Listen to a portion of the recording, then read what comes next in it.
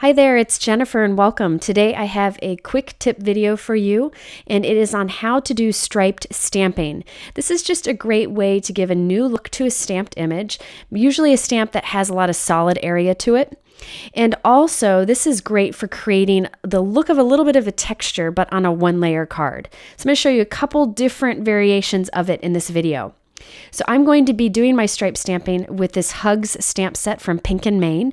This is a great set and there's actually Sweet and Love also, so you can check those out, and there are coordinating dies. I'm also going to be using this stamp set, this mini flower stamp set from My Favorite Things, and I'm going to use this to decorate around our Hug sentiment. And then I also have this striped background stamp. We'll be needing this for our stripe stamping. I decided to use Altenew inks today, but you can do this technique with any ink that you may have. I just need two inks, one light and one dark of the same color. So I'm going to ink up the Hug stamp with a light ink, and then I'm going to ink up my background stamp, my striped background stamp, with the darker blue ink. So this is Ocean Waves and Dusk inks from Altenew. So I'm just inking up part of this striped background stamp, just enough to cover our Hug stamp. Okay, so I've inked up these two and I'm going to kiss them together. So I'm going to stamp them together, and that transfers some of the dark striped ink onto the Hug stamp. And then I'm just stamping that onto regular white cardstock. And check that out, you have a striped stamped image.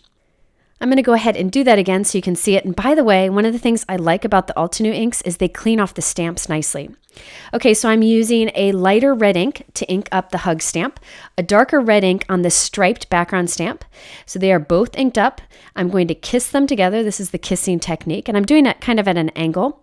And then I'm stamping it onto paper, and there we have another striped Hugs message. So you can kiss any two colors of ink together and create a striped stamped image. I wanted to show you how you can do a black and white striped image like I did here. For this, you need to use white embossing. So first I'm going to go ahead and stamp the Hugs message with black ink. I'm using Hero Art's black dye ink because that's my favorite dark black ink. So I'm just going to stamp that onto white cardstock. I didn't do any kissing here.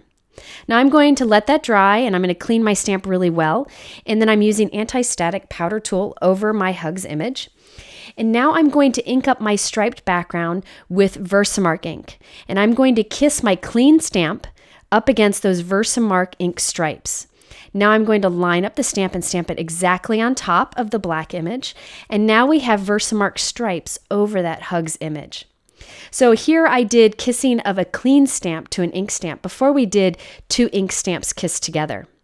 Okay, so I put on my embossing powder. I'm going to go ahead and heat set it. This may not give a perfect image because you did kissing technique, but what you can do is go in with your white pen and fill in any areas that didn't emboss perfectly. And sorry, my head's in the way there. So there are a couple ways you can do stripe stamping to add a little interest to a large stamped image.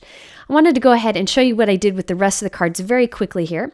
I stamped the sentiment sending above the word Hugs. There are a variety of sentiments in that Pink and Maine stamp set, and you could choose whatever you like. Now I wanted to do just some quick clusters of flowers around this. So I am using that My Favorite Things flower stamp that I showed you at the beginning. And I'm using various Altenew inks just to stamp some flowers around it. Now since I am creating a bunch of cards at once, I think it's best to go ahead and do each flower on each card instead of doing one card at a time. It really saves a lot of time. Now I'm putting some flowers around the Hugs image, and just a little tip on placement of flowers. I think it's best to do things in threes and in triangles. You'll notice I have three flowers there and they're kind of in a triangle, and I'm also doing three kind of clusters of flowers around the word Hugs. So one cluster will be here at the top right, one will be on the bottom, and then just the sole leaf over there on the left, and that gives you kind of a visual triangle.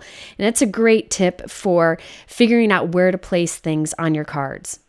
This My Favorite Things stamp set is great because it has lots of little layering pieces that you can do on top of the flowers. So you can kind of build what looks like a three-dimensional flower, and even those tiny little detailed veins for the leaves that really make a big difference.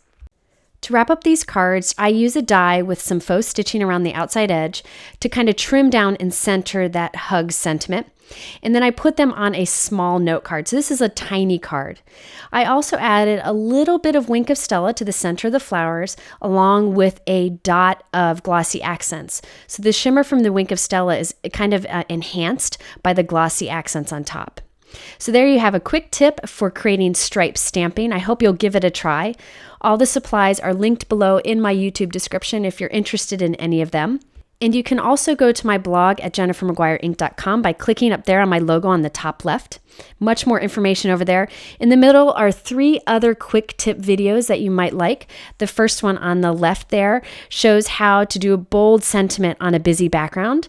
In the middle are some tips for adhering intricate die cuts. And then the last video shows tips for using small stamps. Thanks for watching, and I hope you'll come back soon.